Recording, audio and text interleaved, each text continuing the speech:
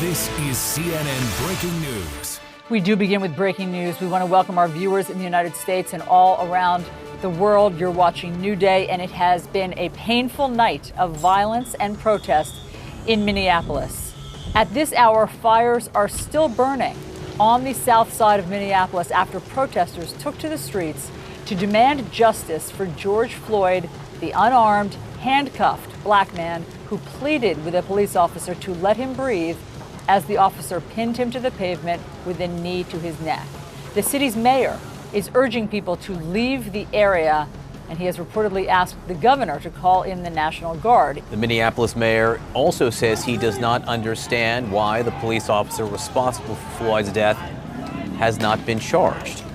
Overnight, police did use tear gas to disperse the crowds. At least one man is dead this morning. The circumstances still under investigation. Police say he was shot and killed outside a pawn shop.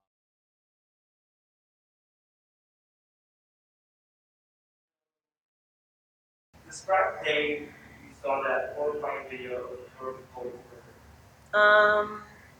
So kind of like typical, like almost every police brutality murder that's been reported, social media was like the first way I found out. Probably I want to say Facebook. Being a Minneapolis local, a lot of people were already talking about it, but that's where the video really started to circulate first, and it just took off. Like within the next day, the whole country knew what was happening in my hometown.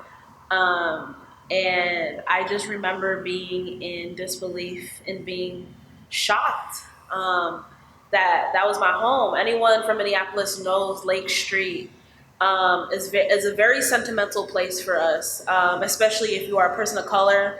We have basically Little Mexico over there, Little Somalia over there. So that's like a secondary home for a lot of people. And to see that happen right dab smack in the middle of the street, it was traumatizing for sure. How do you feel about your hometown being safe, distress, riots, and relief? It was heartbreaking, especially being here in Cincinnati, seeing what was happening literally in the streets of my hometown, especially at the rate everything happened. It was so quick and it was so fast. I did not expect fires to break out. I did not expect lootings to happen. I did not expect my city that I called home go into ruins and shambles. I was shocked. I cried. I didn't know how to react. Like I said, Lake Street is just a home for many people of color, and to see that happen in our community, in our neighborhood, was just heartbreaking. Well, I grew up in Lake Street. I remember going there all the time with my mom, especially in Caramel Mall, where everyone knows where the Somalis be at. So Lake Street has a significant part in my life and in my heart, and to most people back home in Minneapolis. So to see what was happening right there in the streets was not only traumatizing, but it was saddening and sickening. And I can only imagine how it felt actually being there on the streets protesting. From here, being in Cincinnati, like I said, I felt helpless. I felt like I really couldn't do anything because I know that if I was back home, I would definitely have been in the streets for sure. Did you attend any peaceful protests here in Cincinnati? Were you worried about the pandemic at all? Yeah, so crazy thing was during George Floyd was like literally like the heart, not the heart, but like almost kind of like the beginning of the pandemic. We did have a protest here down at, I believe that's the Capitol. I'm not sure, like I'm not too familiar with Cincinnati, but I remember there was a big old protest. And of course, you know, we were worried about the pandemic, but everybody there had masks on, I kid you not. And then on top of that, I've been working since the beginning of the pandemic.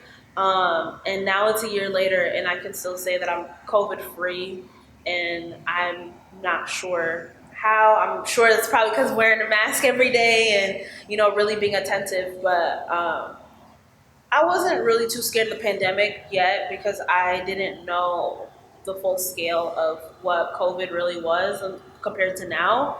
But I'm just grateful that I was still able to honestly show out because, like I said, if I was back home in Minneapolis, I would have been in the streets and I would have been with my people, with my cousins, with my family members, everyone that went out. Are we doing enough in society to make people of color feel safe in this country? For example, the passing of the gun law or the removal of terrorist violence? Honestly, I feel like that's a step forward, but I don't believe that it protects people of color, especially since we have many laws in place now, but the majority of those laws do not protect people of color. They protect old white men. And so I think a big step is not only to change laws systemically, but change who are we seeing in Congress? Is that a reflection of the country? Because right now it really isn't, and it never has been. And that's the primarily problem. Since they have their whiteness, they can't make that connection with people of color. And it's not even necessarily a color thing, but it's really a cultural thing. They don't understand what it means to be Latino. They don't understand what it means to be Black. They don't understand what it means to be Asian. So it's hard. It's not hard for them to put themselves in those shoes, but they don't understand the plight of what it means to be a person of color. So when they think putting laws in act is protecting us, it really is only protecting themselves. Speaking of old white men, Donald Trump played a big part in enabling white supremacists. Do you think his careless leadership is over, or will more men like him spread hate? I think people like Donald Trump have been there since the beginning of time. The only thing Donald Trump really did was enable those racists to come out, be forward. And I'm kind of grateful for that because, it's showing everyone your true colors. I do not want to be shown by racists. I don't want to hang around racists nor anyone that might look at me and automatically think I'm inferior because I am a Black woman. So I think Donald Trump made that a little bit easier for them, but I don't know. It's a hard thing. Racism never went away because some laws got placed in the '60s. It just made it a little bit harder for them to really go on with what they want to do. But as long as we are all living here, racism will continue to exist, and that is the sad reality, and that's the harsh truth. And I'm not sure what's the answer to fix it or what's the answer to push it forward, but one step at a time. So George Floyd's murderer is facing trial this week. Do you think there's a on where will be committed to this crime? In my heart, I want to say yes, but in my heart is telling me no.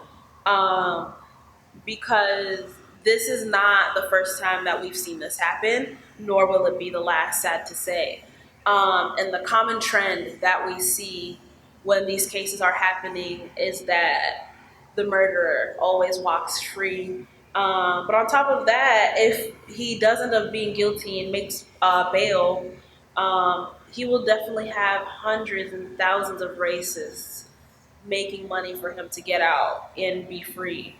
But it's just so hard to say. I want to say yes because we want to believe in our justice system, but we know our justice system does not have the backs of Black individuals. And so that's just an answer I really can't give you and be certain on. Thank you for your time.